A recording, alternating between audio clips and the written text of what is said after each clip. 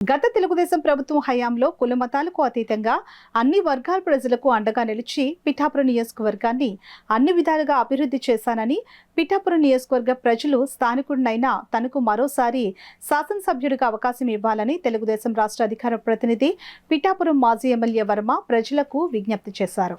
గొల్లప్రోలు మండలం చేబ్రోలులో మాజీ ఎమ్మెల్యే వర్మ ఆధ్వర్యంలో జై హో బీసీ కార్యక్రమం జరిగింది.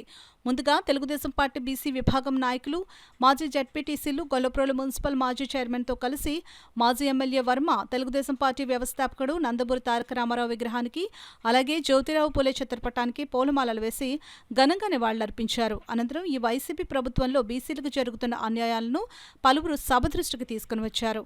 అనంతరం మాజీ ఎమ్మెల్యే వర్మ సభను ఉద్దేశించి ప్రసంగించారు. కార్యక్రమంలో తెలుగుదేశం పార్టీ నాయకుడు యనమల కృష్ణుడు, పార్టీ పరిశీలకుడు రమణ తదితరులు పాల్గొన్నారు.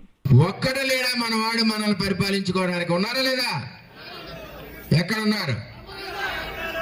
నేనున్నాను. మిగిలిన పార్టీలు కూడా ఉండాలి కదా.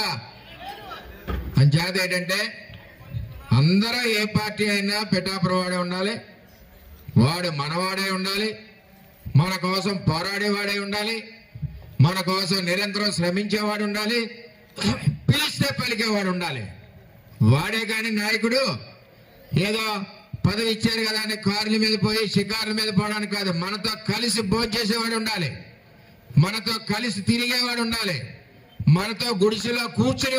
ఇవాళ నేను అడుగుతా ఉన్నాను ఎమ్మెల్యేని ఎంపీని కూడా, మీకు దమ్ము ధైర్యం ఉంటే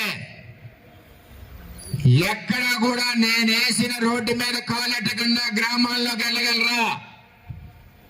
నేను పోటీ చేయను, మీరు వెళ్తే